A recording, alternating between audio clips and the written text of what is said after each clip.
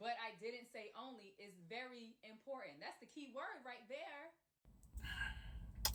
You know, actually, only is not the key word. It's the key word, but it's not the key word. And the reason why I say that is this. When we lived in the era when white people had for white only on their establishments, and let's say a black person that was frustrated having to walk a mile to get to the next water fountain, or 3/4 of a mile to get to the next bathroom, and said, I'm going to go into this establishment that clearly marked for whites only. White people had the ability to enforce that. They could arrest this guy, throw him in jail, have him work hard labor for 5 years. White people have never had to experience that. We've never had the ability to make white people uncomfortable. We never had the ability to deny them anything. So for this woman to sit up here and say that what you're doing or saying is racist, at best, it's disingenuous because she knows that it's not true. There isn't a white person on the planet that wanted to buy anything from black people.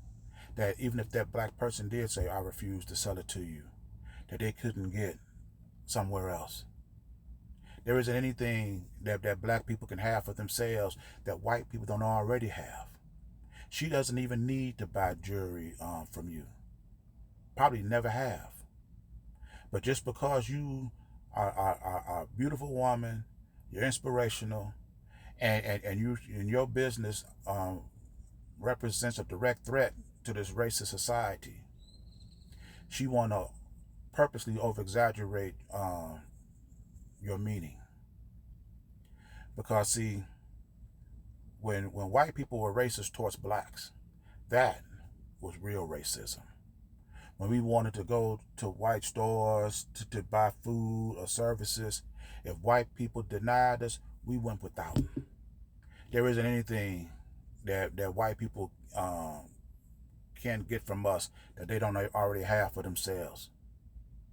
And even if you did have a for black only sign outside your door, they will go right in there and do it because they know you can't enforce it.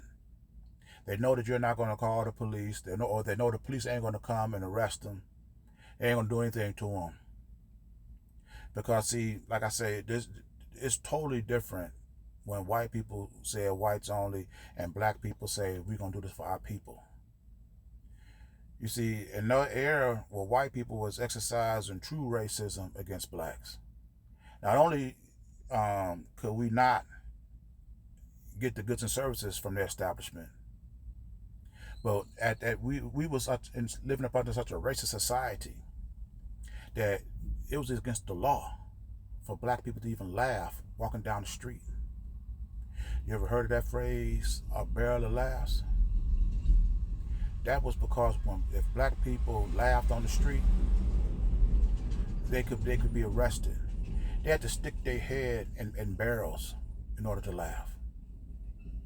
This goes to show the amount of control that white people sought to have over us, the dominance they want to have over us. They didn't want you to have any human dignity. And just because this woman wants to have a product to motivate black people, to lift them up from their despair, to try to remove the fear and hopelessness from our people. Like I say, that is a quintessential threat to a racist society. Why? Because it may inspire other black people to do the same. And then now, instead of jewelry, we have grocery stores, we have clothing brands, we have automotive stores, we have clinics and hospitals, all of them focusing on prioritizing black people. And if we were able to do that, we still wouldn't deny white people service. That's not the people that we are. So this white woman claiming that what she's experienced is somewhat is racist, is disingenuous at best. And when you spoke on the college education. Why does it cost? It was the reason why it cost like because Ronald Reagan implemented it because black people were going to college, getting degrees in higher education, and then to deter black people from doing that, they attached a cost to college now. And those who already had the degrees, what they did to try to deter them, they raised the standards to the employment for the business they were going to apply for. See, white people ain't never had to go through that. That's why I laugh when I see white people saying that if black people do anything to show pride and love for each other, they want to cry racism. There isn't a white person on the planet that had to defecate on the side of the road because they was afraid to show their face at a gas station at night or a restaurant or a hotel. There isn't a white person on the planet that just showing your face and an establishment is enough to get you arrested. Ain't no white person on the planet ever experienced that. And to sit up here and try to say what you're doing isn't that racism? No, it kills me. White people, they can't see the initial racism that they didn't cause, but they focus on it like an eagle to what they call reverse racism. But the initial racism, they're completely blind to. Like I said, I love your response to this woman's video, and I just wanted to add my 2 cents to it.